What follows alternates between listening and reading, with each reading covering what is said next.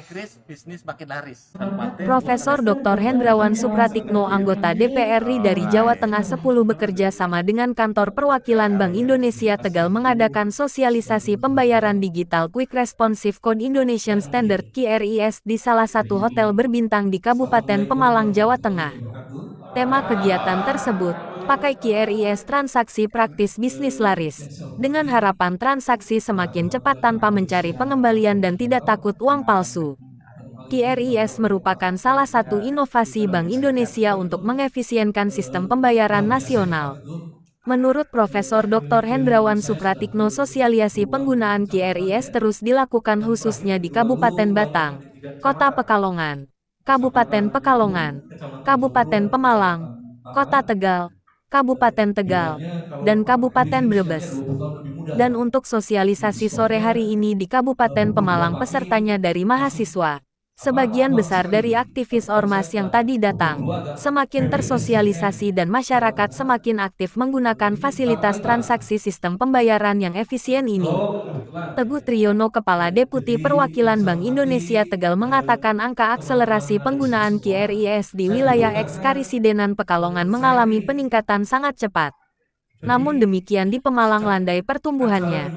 Untuk itu dengan diadakan edukasi sosialisasi berharap lebih tinggi lagi. Dari pertama launching QRIS di tahun 2020, pihaknya sudah mengembangkan fase-fase ke berikutnya.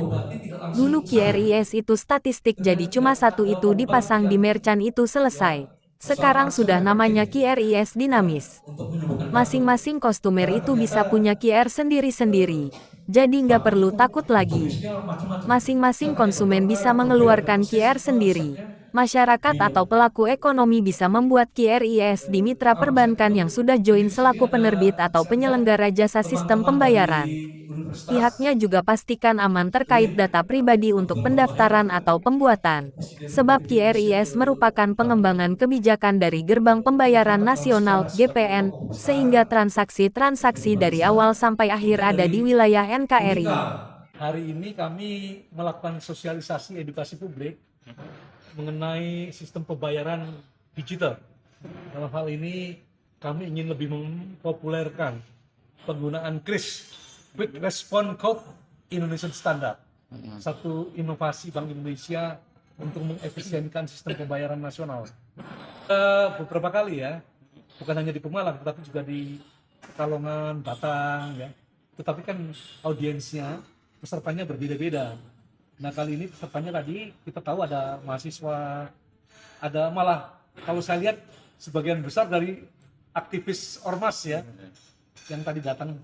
Harapkan KRIS semakin tersosialisasi dan masyarakat semakin aktif menggunakan fasilitas transaksi ini, fasilitas sistem pembayaran yang efisien ini.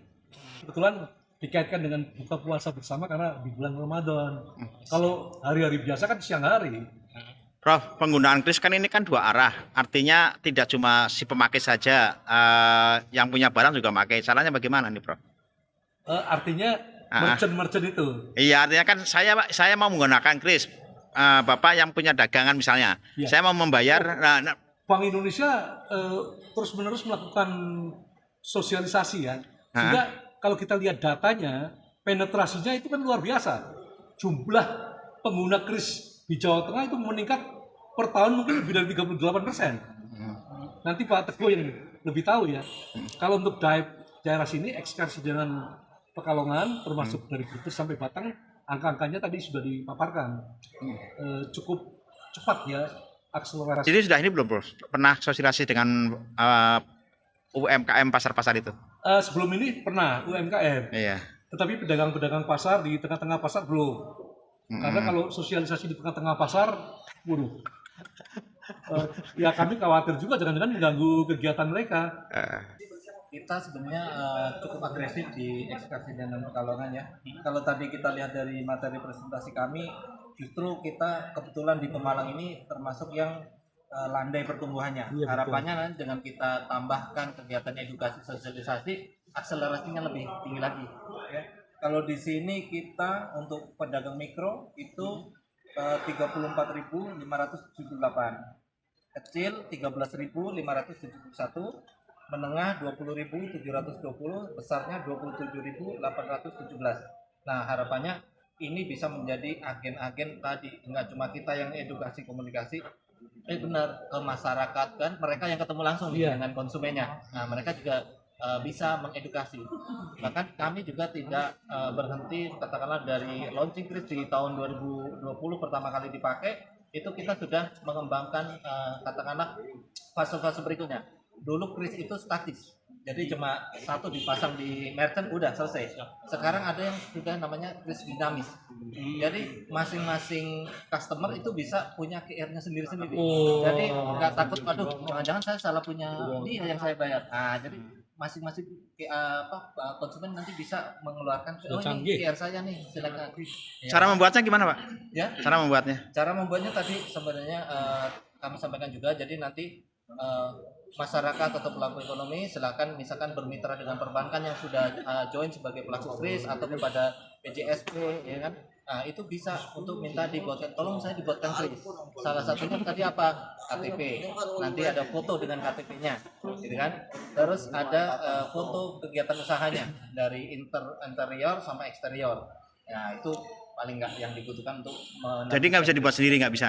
nggak bisa, harus dengan mitra atau bank yang sudah bekerja sama untuk sebagai penerbit kris. Mohon maaf, terkait data-data apakah aman atau bagaimana?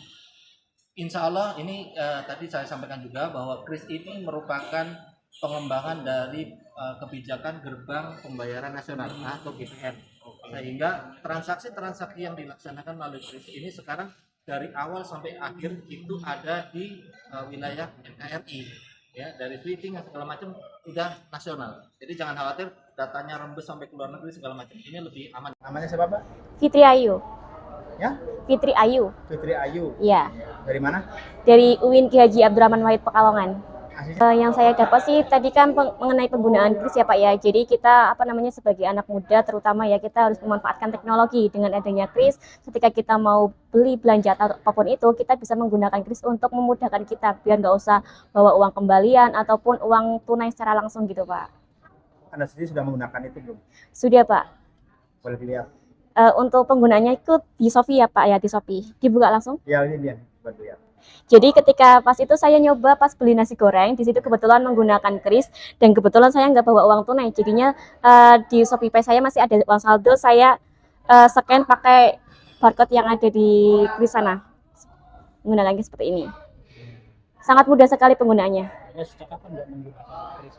Sejak tahun kemarin sih Pak ya, nggak lama sih Pak, cuman tahun kemarin akhir-akhir bulan Desember itu Pak.